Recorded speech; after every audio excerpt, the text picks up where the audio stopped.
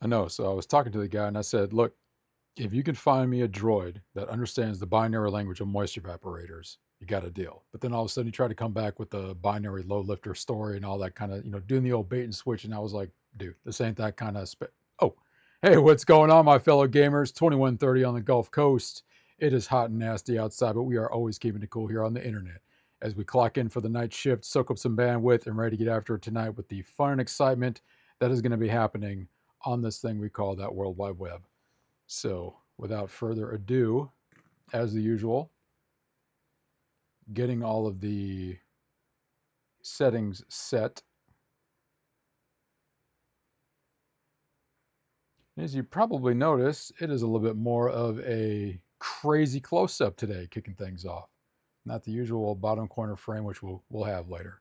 But I thought today, being a bit of a special treat with what was going on this week, I thought, why not? Just to kind of showcase, did some shopping this week, ordered up some new stuff. It's always fun getting new stuff, especially when it comes to um, the desk, the hookup, making space, and just all that jazz. I had a fancier way of putting it, but you know what? Ugh, I totally just brain dumped it. But I can thank my anti-rejection medication for that. That's the one nice thing about being a post-transplant patient. Can blame the medication for a lot of stuff. Anyway, so what I ordered up is I got a new keyboard and mouse and got a new wheel. With everything that's been going on industry-wide, gaming-wise, just kind of sat on things for about the last 6 months just to see what was going to be happening. And now that we're kind of rolling into the summer, I thought it'd be a great time just to kind of get some things I'd been looking at already and kind of waiting on for like I said about the last 6-7 months, and then new thing that came out, and I thought, why not? So what I picked up is I got the new Logitech G512X because I've been wanting to get a 75 percenter, and I've been looking at all the big boys in the block, including Logitech models and everything. And once they announced this with some of the features that they've had, I thought, you know what, why not? That'd be actually kind of cool.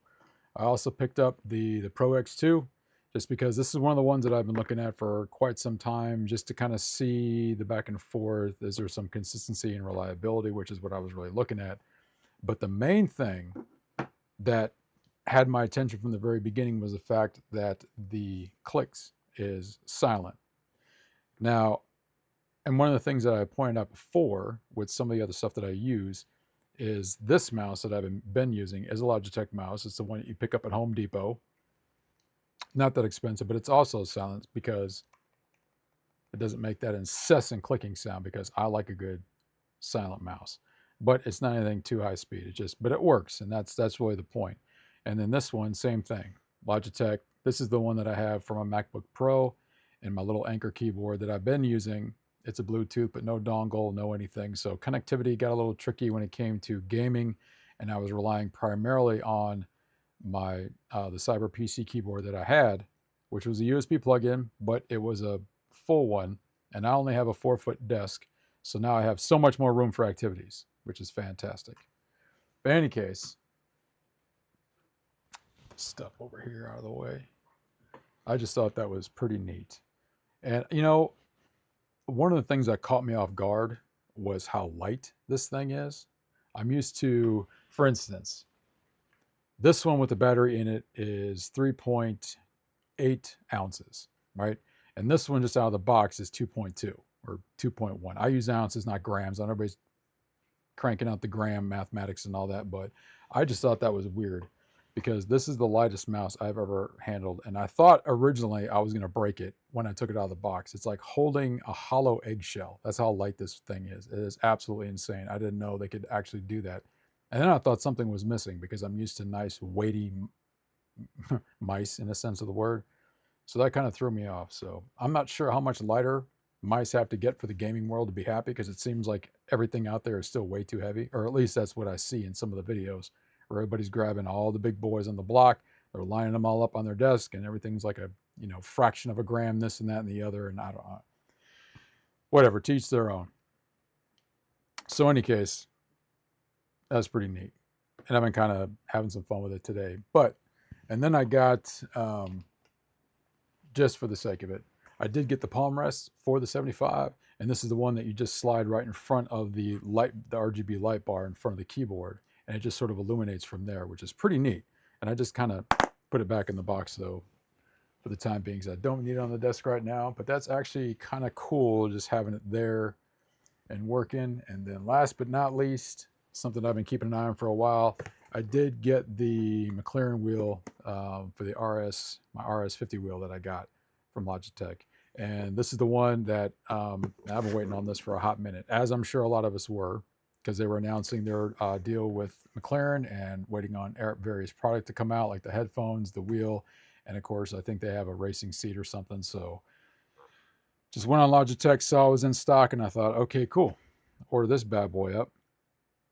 So I'm looking forward to getting this thing fired up and working with the RS50 wheel that I have for F126, and then a little bit of iRacing, and of course, maybe testing it out with Forza 6 next week, even though I'm just going to be using the regular RS50 wheel.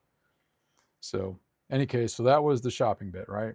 Going out and getting some new stuff, having some fun. Haven't really had any, I've never really done anything swanky when it comes to the peripheral side of the house. Just everything's either been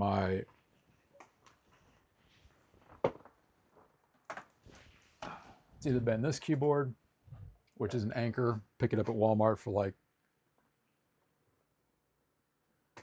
oh, what's up, Sandra? I did. I sent you a message. I don't even, assuming that it even went through. It looked like it went through.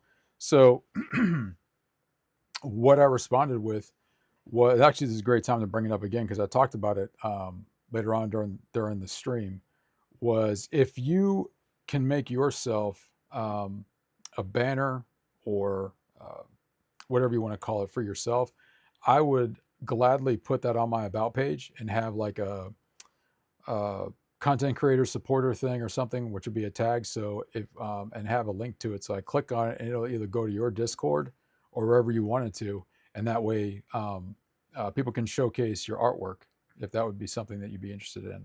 And it actually went into the discussion that I was doing on my stream, because the Discord server that I have, what I'm trying to do with it also is allow other YouTubers, streamers, whatever you want to call it, gamers and content creators, they can actually promote themselves on the server. That's really actually the point, because a lot of times you run into the no self-promotion thing on somebody else's page, which I get, and it is what it is. But since I'm not trying to make $1 million off of YouTube, I figure it'd be a great opportunity to let other people kind of showcase what they do, or links that they have, social media or whatever. That's a good idea. Yeah, please do. And I'm not joking. I mean, that's, I haven't really spent any time really, the Discord server thing came up right before my liver transplant, right? And I haven't really gone back to it since. But I've got a bunch of, I got a whole folder full of outlines and sort of a visual on how I want to structure the actual server based on being a multi-platform gamer myself, but also having a content creator section. And since I'm streaming right now, thankfully that'll when I pop this over to YouTube, it was just another way to kind of talk about that again. Because right now I'm just kind of having fun showcasing some gear that I got. But anyway, I messaged you. I said, hey, if you want to create a custom banner for yourself specifically, whether it's an avatar that you use for yourself, whatever the case may be, I'll put that on my about page, and I haven't figured out what I want to call it yet, but like content supporter or something supporter or whatever. And I'll gladly do that. So if somebody sees it, they can click on it, goes right to your Discord page or wherever you have artwork that people can look at. And that way it's just another avenue of somebody being able to access your work. And yeah, my bad. Oh, no worries. No worries. A lot of times it's easy to kind of gloss over that stuff. But anyway, so getting back to this just real quick. So this is the keyboard that I typically been using. It's a Anchor. You pick it up at Walmart for 20 bucks. It works. There's no dongle. It's just a straight Bluetooth connection. But we all know that things without dongles tend to have slight connectivity issues. Now, I know the big harangue with the 512 is it's not wireless. I don't really see what the big deal is one way or another. If I'm going to get the best performance out of a wired connection, that's fine with me. I've used wireless. To me, it doesn't even matter anymore. It's just, it is exactly what it is. So tonight what I'm going to actually do is go through the G-Hub software and just have a little bit of fun, kind of messing around with the settings, because that I haven't done yet. I mean, I got the keyboard out, it's up and running, and I got the mouse out, and it's up and running. Charged it up last night, and I figured, okay, let's just go through, see what all the fuss is about, see the type of things that you can change, things that I may not even worry about based on my play style and playability, but it'll be an opportunity just to do whatever. All right, let's see what we got here. Start with the keyboard, the dual switches, the media dials. Now, I don't really need to go over the keyboard. There are already about 101 videos out there about the G512. Everybody who's been getting one to showcase, everybody who's grabbed one to hate on it, we all seen those videos, right? And especially everybody hating on the G-Hub software. For what reason, I don't know, because it works, and it works great, and it works for me, and that's all I really care about, especially when I'm making those fine-tune adjustments to the RS50 wheel when it's plugged in. So plug stuff in, it recognizes it, make the changes. That's great. Okay, what do we got?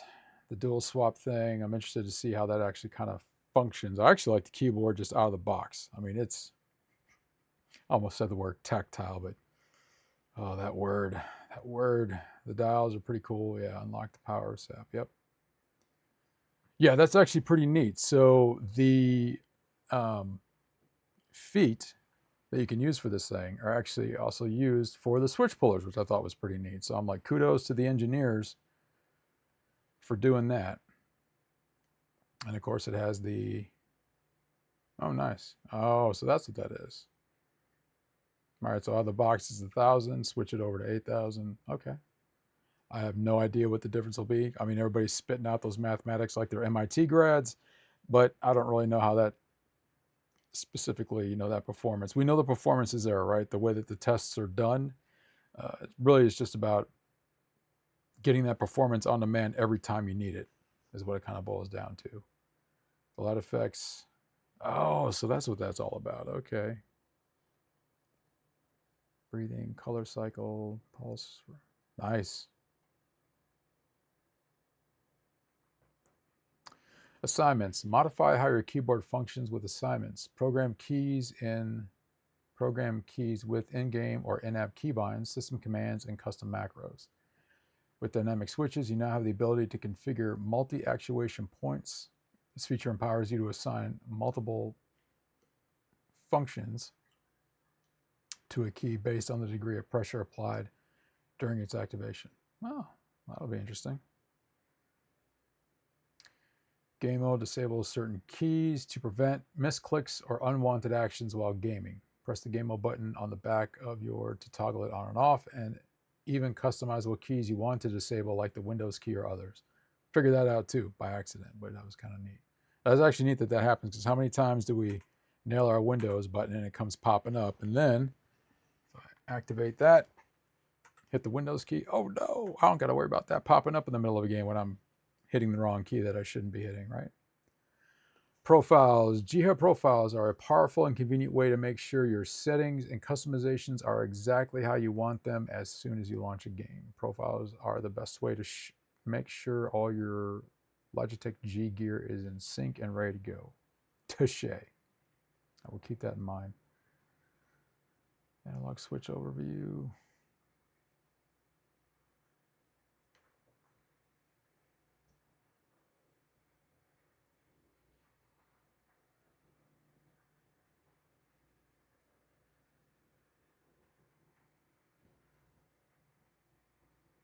Rapid trigger function. Okay. And this is the thing where a lot of videos kind of go right to that, right? And just a quick little, hey, swap everything out. And look, that is nothing new.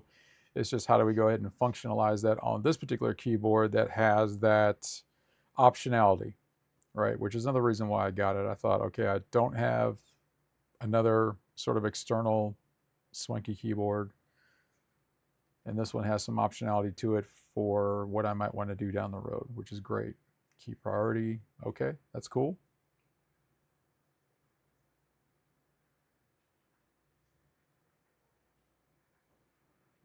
Multi-action, stop traffic.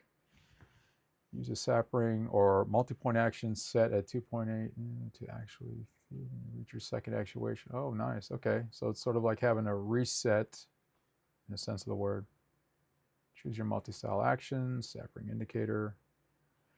Right on.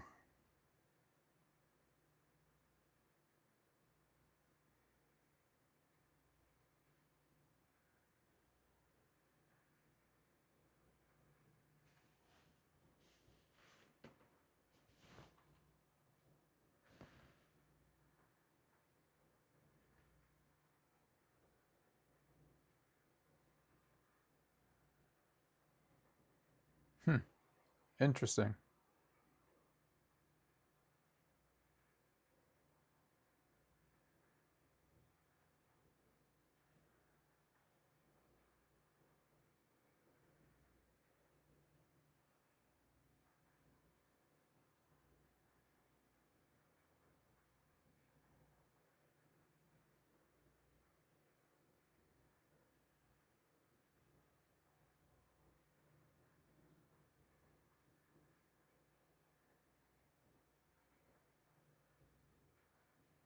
Oh, I got you.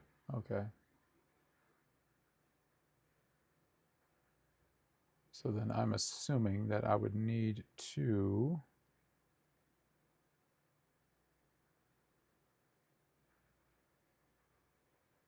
unplug keyboard and place analog switch to enable. Oh, okay. I got it. I got it. See, and I'm new to all this kind of stuff. I mean, I've seen it on video clips, but as far as like um, the core functionality of it, that's where I'm kind of new to that whole concept. And people building keyboards from scratch and all this stuff. And what do we got here? Whoops.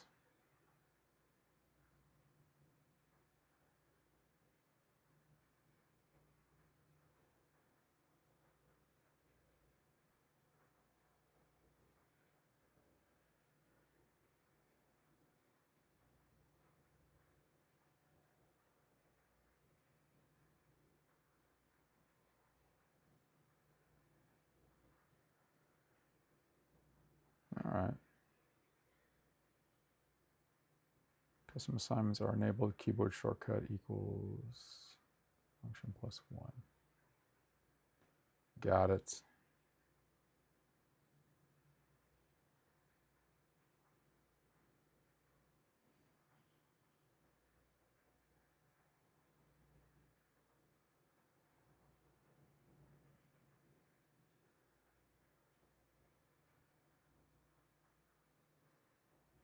And of course, the big thing with this one is all of these switches are tucked right here, which is kind of nice. So everything's sort of built into the keyboard that you would want to swap out.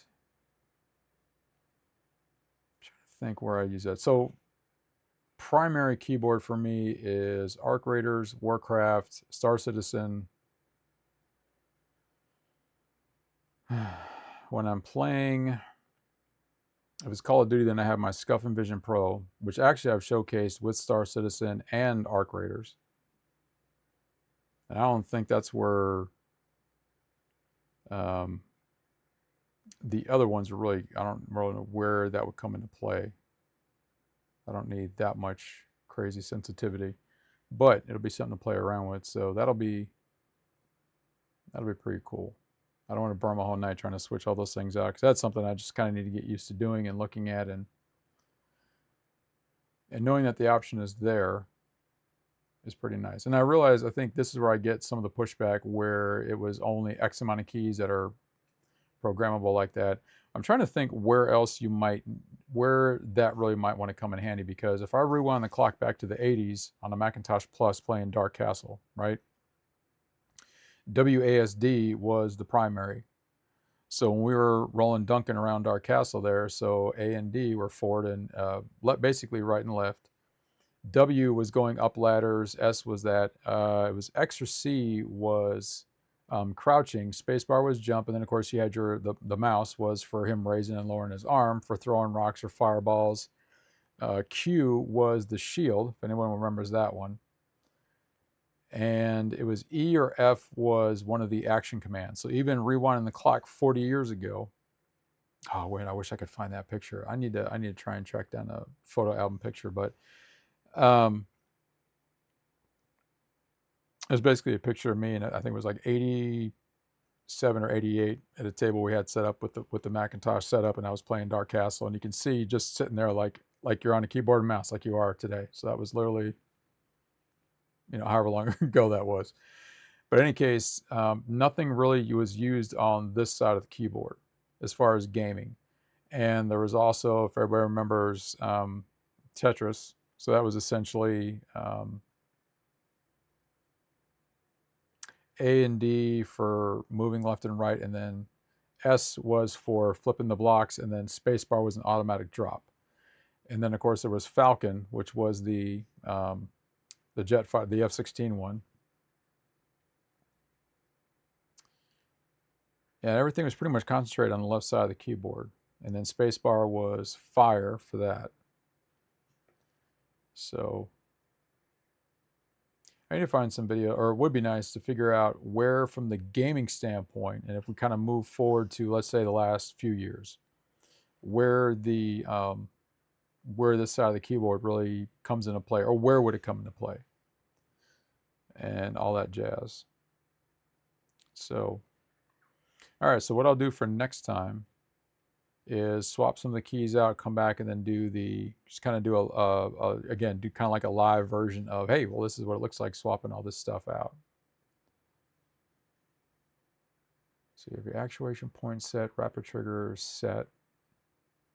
So the rapid trigger is the sensitivity a key needs to be lifted before it is reset. So just think about, and I know that's where everybody is equating that to, especially the FPS is right. So like your trigger reset in a sense of the word, which we should all be doing during the recycle sequence, right? Or during the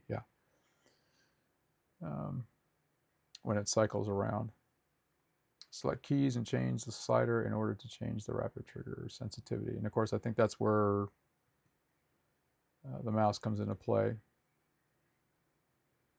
All right, that's pretty straightforward stuff. Let's see what we got over here. Actuation point, rapid trigger.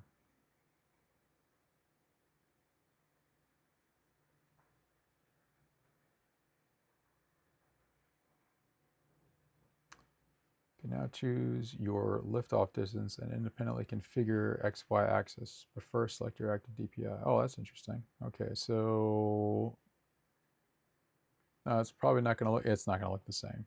So I can't even try and compare it and say, see what it's doing, but I can, from my perspective, looking at it in real time, just from the screen, not looking at a projected screen that's being streamed out. So, okay, so that's that. Let's go down here.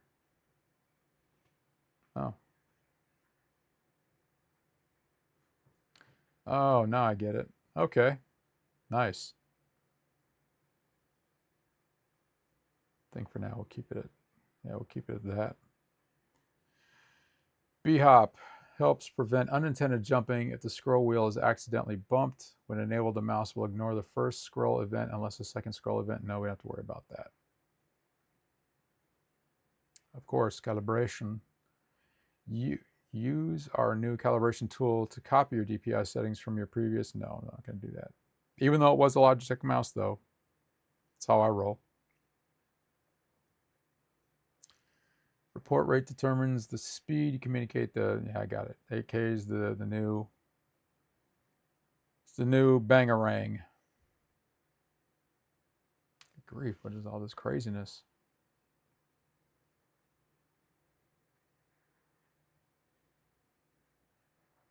Tell you what. Tell you what we'll do.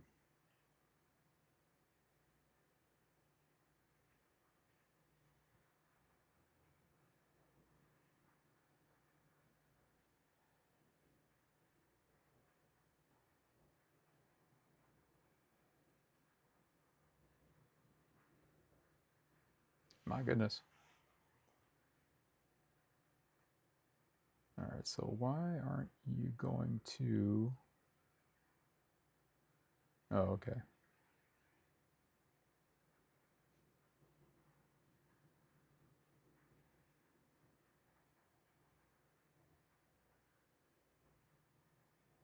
I got you.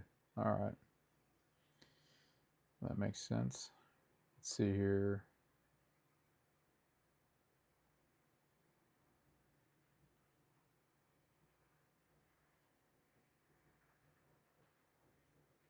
Primary, secondary, middle. Got it.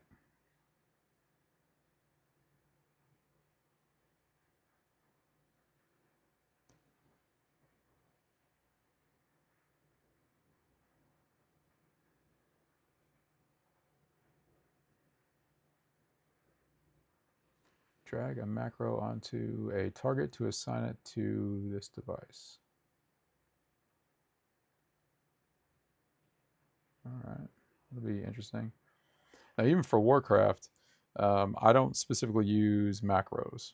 I think I've gone the entire time I've been playing Warcraft without really diving into the macro thing. I'm still used to really kind of keeping track of what's going on in the UI because I can make those instantaneous changes if I'm going to do a certain, let's say a certain sequence, and then something off the wall happens that I didn't plan. I can kind of change everything up on the fly without relying on what I'm going to do with the macro now. Dude, that's crazy.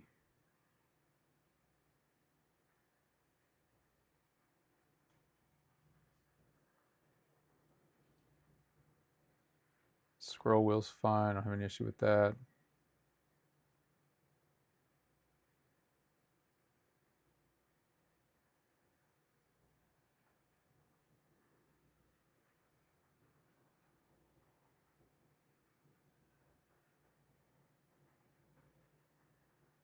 Hmm. Okay.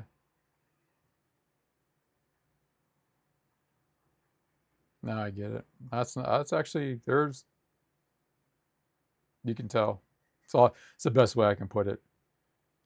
It's kind of like when you're making your changes. Let's say you got. Let's just use the Logitech ecosystem for the time being, right? So I got my RS50 wheel, and I'm actually trying to um, change the either the force feedback or the turning radius or the I forgot what one of the other settings is.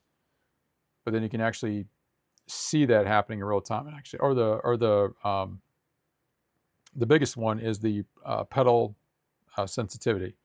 So during one of the iRacing videos that I put up, I actually took a little bit of time to show how I use the software based on the setup that I have, the chair that I'm sitting in, and all that kind of stuff, and saying this is the difference between me, the sensitivity at say 40% versus 80%, and how that helps me not having to crank down on the pedals too much because of just the angle that I'm seated.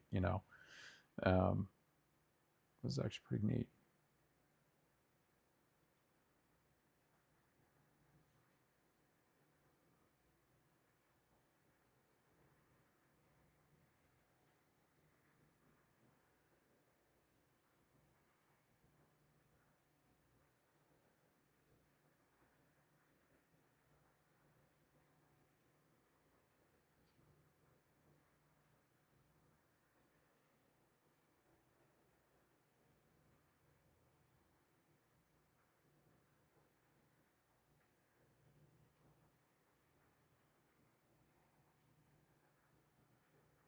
All right, I can see where for FPS where that would really kind of come in handy.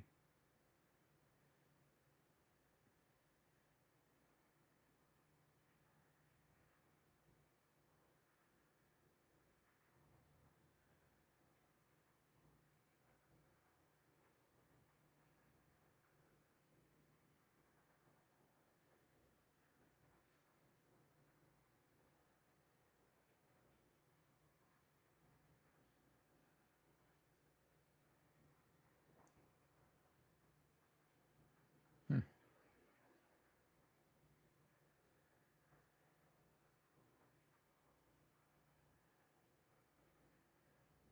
And this is something that because again today what I did is I fired up a little bit of um, mainly Warcraft, just kind of kick off the new week, server reset, that kind of thing, and just kind of jumped in, went around, and it is different when you have things that are built a little bit more for performance, right? Um, for instance, going back to the Logitech mouse that I've been using, like the Logi mouse, it basically has just a different logo on there because this isn't really built for high performance. It's just built to work. It has a dongle that was in the back of the PC, and then of course there was a battery in there that I took out just so there's not just a battery in there to have a battery. But this is, there you go. You pop a battery in, you pop the dongle in the back of your PC, bam, you're ready to go, right? And it works. And this is the one that I kept kind of doing this little number with once in a while, because what would tend to happen is it seemed like it got a little bogged down. So as I'm moving the mouse thing, you could sort of see it where it would kind of skip along the screen. And then when I kind of did a little bit of a reset, it got back and it was a little bit more smooth flowing, versus getting back to this, which is just, man, pretty free flow right out of the box, right? But then again, you're getting something that's built for performance. It's built to give you that performance on demand every time you need it, which of course is why companies get pro gamers to highlight their stuff, because it's not a question of,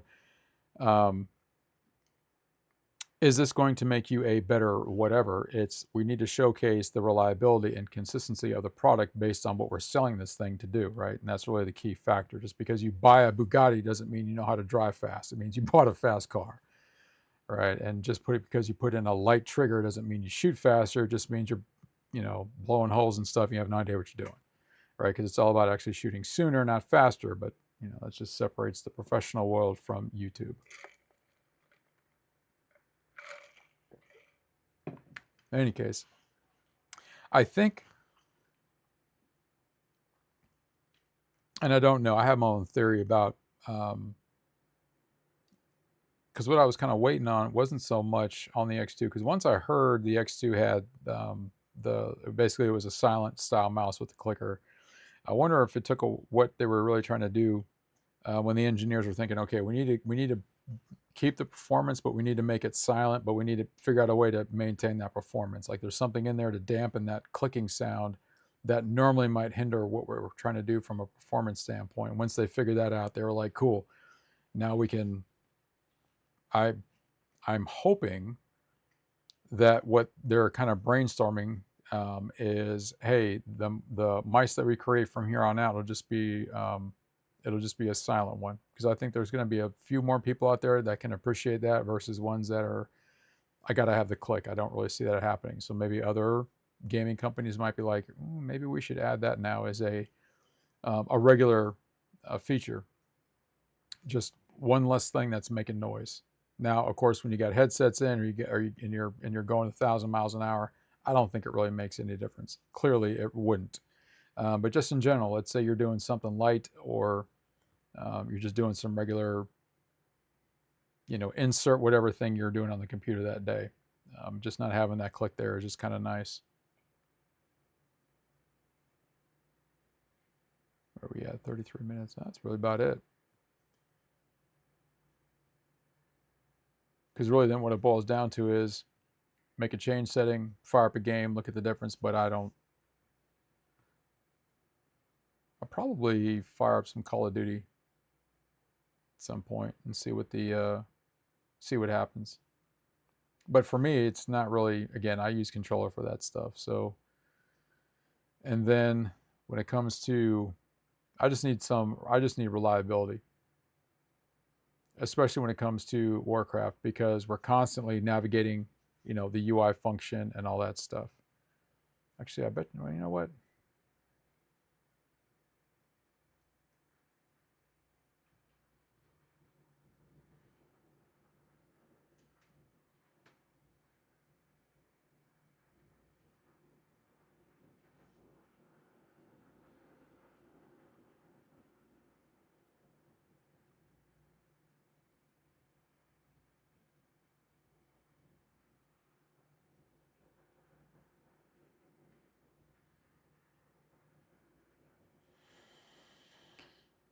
Oh, and I jumped into Star Citizen for a little bit today, and I was working the keyboard and mouse, and there is, again, a lot better consistent response when you got something that has just a little bit of performance to it. So that was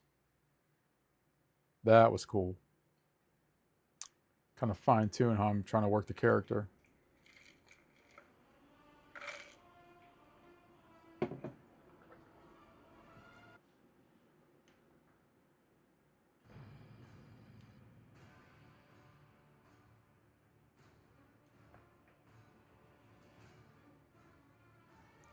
there's really no way for me to adequately show the difference. So I'll kind of talk through what I was experiencing with the previous mouse versus what I was now that I've got this set up.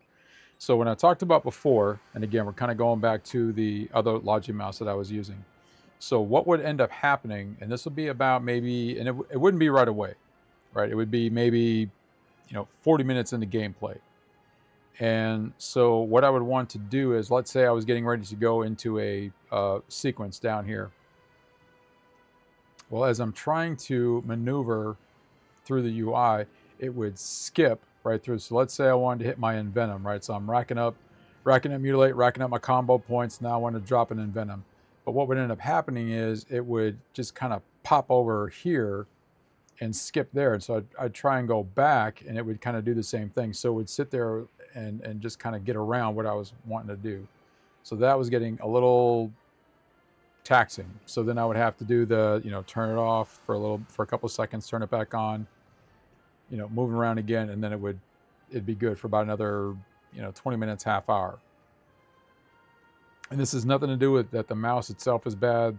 It has nothing to do with anything other than the fact of, I think what we're really talking about here, again, it's performance on demand, right?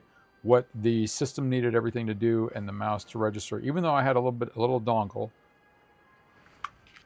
because it has one, this little itty bitty fella right here. But I think just because of what needed to constantly happen on demand all the time, and that's really what we're talking about, performance on demand. And the wire dongle for this one, which is in the back of the machine now, where this one was. But it's just nice having that. I mean, I'm just not used to that. So when you have certain equipment that you use, right, and then you transition to something different, you can already tell the difference just because of that fill and flow. So we're definitely and I can kind of pinpoint this thing exactly where I need it to go, when I need it to be there, which is nice. I still can't get over how light this thing is. I don't even know how that's possible. So like I said, 3.8 ounces with the battery. And to me, it could use a little bit more weight. So that's probably something unheard of in the gaming world, or mice in general, or whatever the case may be, because most people, but I need something that's kind of anchored down so I can move it without having to. So that was my other thing. I thought, if it's this light, that means what's going to happen is I'm going to sort of just try and manipulate this thing, and it's going to be sliding all over the place. And it's actually not doing that. And that was one of my hesitations for not even getting, for lack of a better word, we'll just say a gaming mouse. And this is any manufacturer. This has nothing to do with just Logitech itself, because I'm thinking, if they keep making these things to where they're practically floating on their own, then how are you able to maintain your DPI sensitivity, and how are you able to maintain a positive control over the cursor function? But it's got it.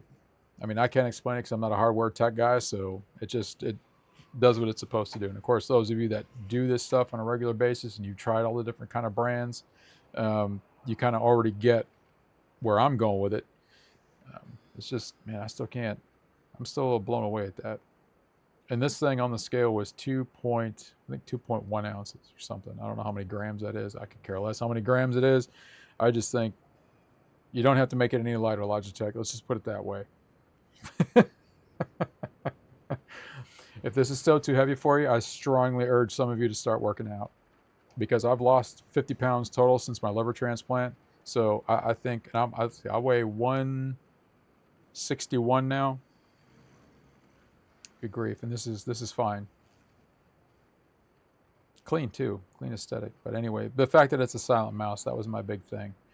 But in any case, getting back to here, and then the keyboard binding is really Johnny on the spot, right? So obviously I haven't cranked any of the settings really up. I haven't stuck any of the other switches in there. Just kind of getting on what I needed to do, where do I need my character to go. And there is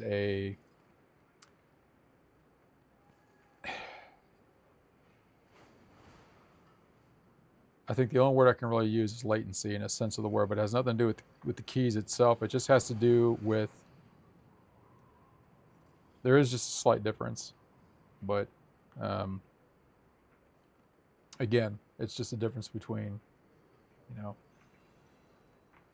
Now, clearly, when I got the PC, the keyboard was not meant to be anything too crazy. Plug it in, it works, it's great, right? Same thing with the mouse. Plug it in, works, it's great. It's fantastic. It does what I need it to do.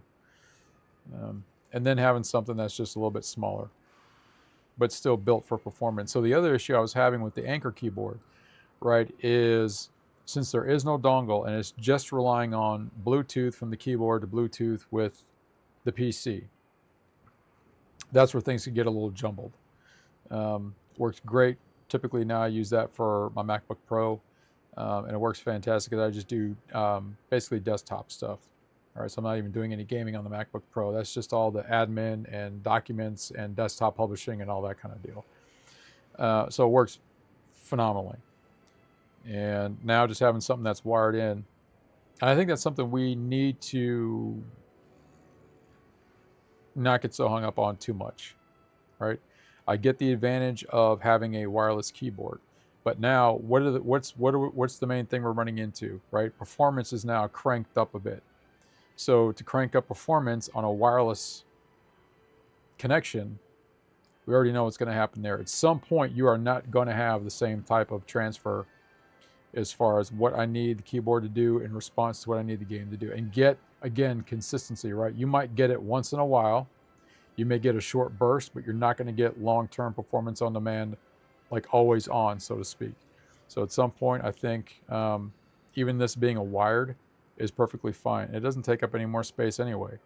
And I got an extension running to the back of the PC, so nothing's like stretched or to the bone. So I got plenty of flexibility to move the keyboard around, you know, on the desk where I wanted to, and it's perfectly fine. And then when I'm done, I just tuck it forward on the desk, and it's good to go. Because if 8K is now going to be the standard for keyboards, and we're talking, okay, we're going to analog, the TMR thing, all that stuff, which is nothing more than taking it's giving gamers the opportunity for instead of this faster thing, we need to start talking sooner, right? So again, if we're trying to talk about that's becoming the new norm and the new performance from all companies across the spectrum now, then I think it comes down to, hey, we need to go back to wired for a little bit. What we're going to do though is make sure that we're keeping it slim, keeping the connection small, like USB-C to, it's a USB-C to A, but it's 3 dot whatever it needs to be. And then we just kind of say, okay, I can always run extension that's not going to deplete performance, and then we're good to go. Unless you're one of those aesthetics where you just kind of have to have the wireless thing. But that's where we need to start kind of focusing that mindset, saying, hey, look, I get it, we want that wireless, but do you want wireless and sort of performance, or do you want the wired and guaranteed performance? Like if I ran this thing wireless on the default settings, right? I don't switch any, I don't change any switches out, I don't do whatever. And which I think some keyboards do have that. I think Asus has one. I think Keytron has one. I don't know if Razer has one, but it's, you can have the wireless option and you're going to get X amount of performance. If you want that 8K, you're not going to need to plug this thing in to get that, or you're going to plug in the dongle to get that now set 8K performance.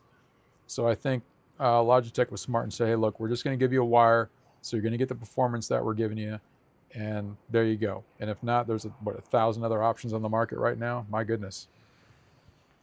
And I did. I looked at Razer, Keytron.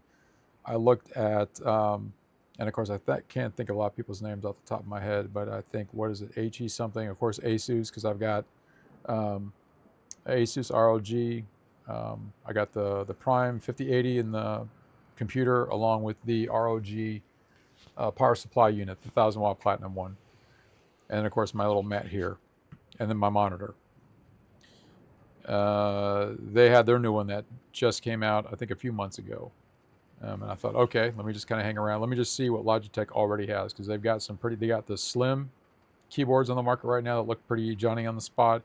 But when they came out with this one, and just with the key swap capability for what it is, wired, you're going to get the performance you want, a little bit of customization. Okay, cool. Let this be my first sort of performance-based keyboard, and we'll call it a day there. I think that's pretty cool.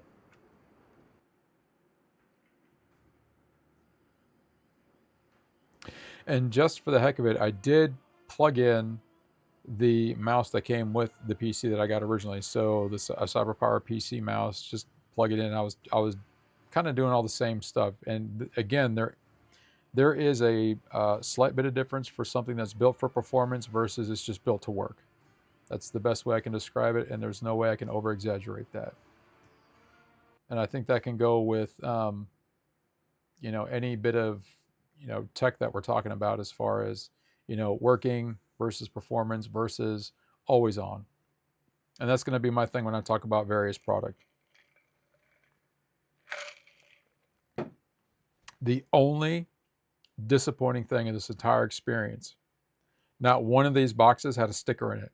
Not one sticker. Not one Logitech logo sticker. Not one Keep Gaming, which I think that service mark is actually pretty awesome. Keep Gaming. That's pretty slick. I'm glad that whoever thought of that and got that in the trademark office was Johnny on the spot there. But not one sticker. Like, dude. The only reason I got my Asus is because of the stickers, right? The monitor was just extra. It was a cool bonus.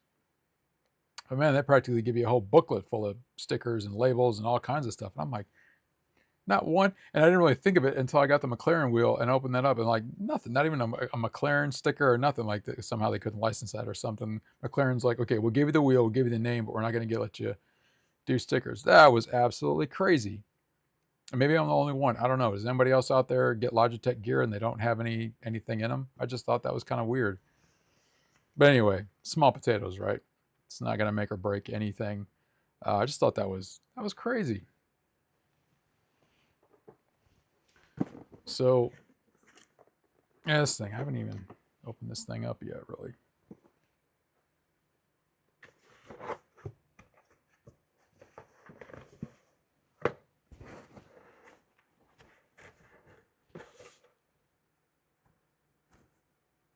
And I was looking at some of the aftermarket type wheels that you can get, and oh, nice. Oh, okay, I get it. So yeah, so I think it looks pretty legit. The grips and all, and I'm sure there's 1,000 videos out there already with the everybody's getting the other wheels that are coming out on the market, and I'm sure somebody's been showcasing the McLaren wheel, just kind of see this is how it works on the RS system and all that stuff. But I can already see the difference, and I've never been in a car because I've been through a lot of driving courses, a lot of courses for the overseas stuff. So I've been in soft skin, I've been in up armored, front wheel, rear wheel, all wheel, 4-wheel drive, all that jazz. Different kind of wheels, but nothing along the line of what would be considered sort of like either high performance, or of course the Formula Series circuit or anything like that. So that'll be pretty neat to slap this bugger on and do some F126 with it, just kind of get a different type of feel. And then the settings for it as well, because I know there's a different type of setting that you can do with the wheel or with the software to kind of give you that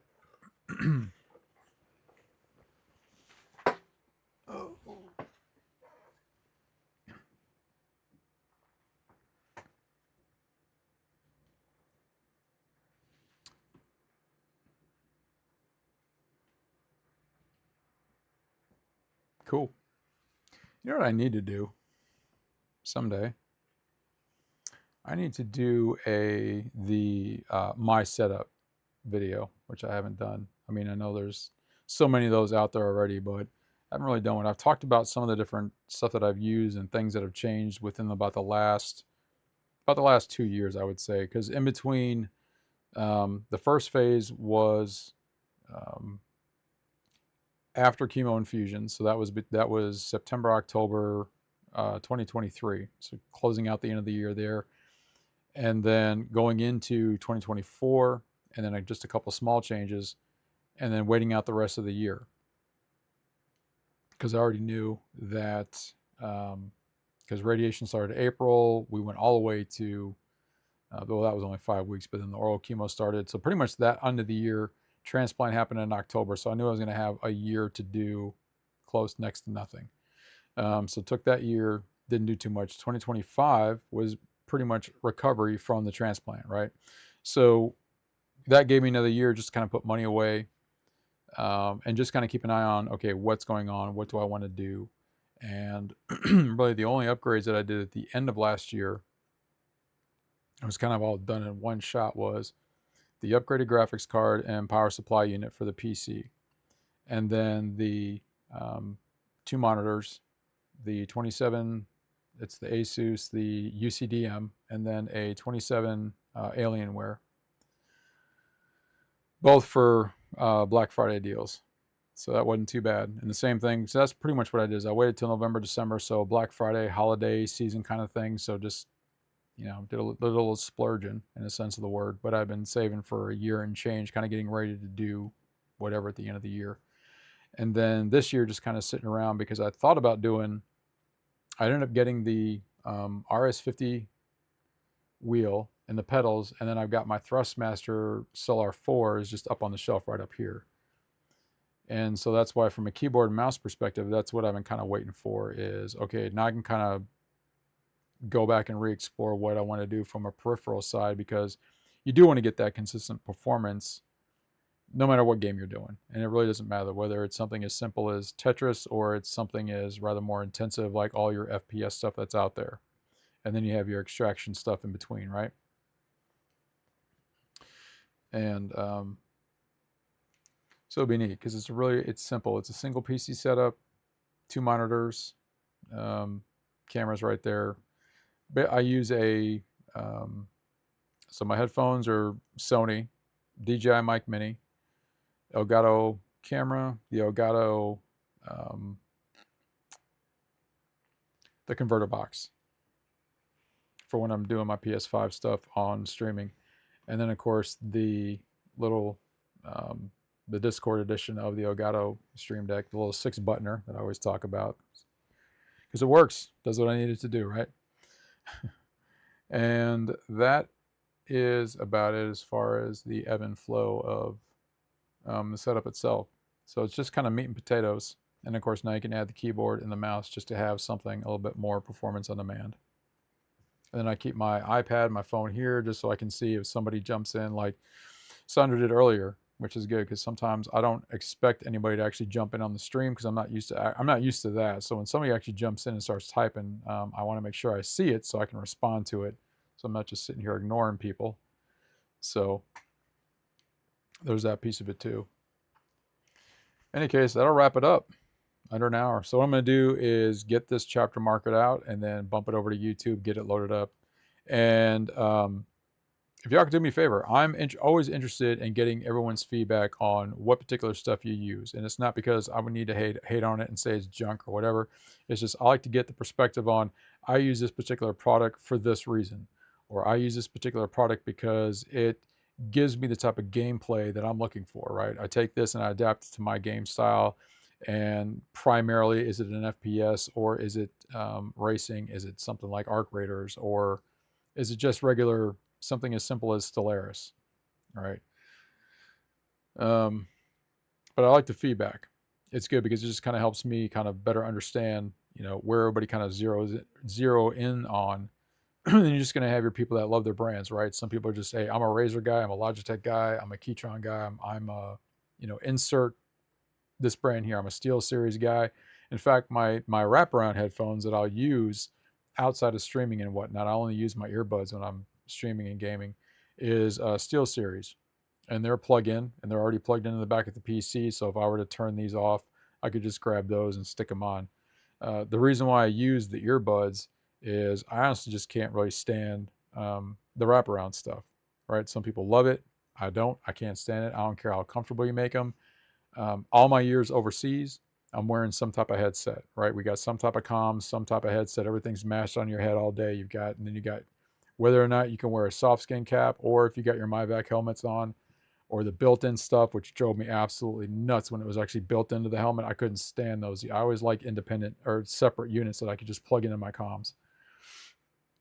On deployment, and I think some of you guys and gals can agree with me on this one, right? Even though they had some of the Bose headsets for the MRAPs, where they came down and wrapped up and you put your ACH over it, but those things would just sit there and mash up against your ears all day. So again, I like the earbuds just because they're comfortable, they're light, and they work phenomenally. And even though they have the microphone, which is on this side, that's where I use my DJI Mic Mini, which works great. I can get 14 hours of battery life out of this thing, probably a little bit more than that because it charges while it's in the case. And it's omnidirectional, so I can get up, move around. I don't have to worry about having a microphone stationary. And I don't really use any filters. As far as, at least from OBS, I don't. The receiver, I have clicked back one notch. I think it's -2 or -5, but it's actually clicked back one. And then I do have the noise filter on there, just kind of help smooth that out because I've got 2 fans going right now. I could put the window AC on and you wouldn't even hear that still. So it actually does pretty good as far as noise dampening. And I could actually flip the camera on and show everything, but I think I'd rather do a separate video. But yeah, I still see the big harangue about dual PC setup versus single PC setup. And, you know, I get it. I get why people want dual and why it's cool and it's flashy and it's razzle dazzle. But a single just works just as good because that's the way I've been doing it since I've been doing my stuff last year. But in any case, I appreciate everyone's time and attention. And remember, my fellow gamers, play with a purpose, soak up that bandwidth, and I wish you all the greatest success in all of your gaming endeavors. And I will see you online.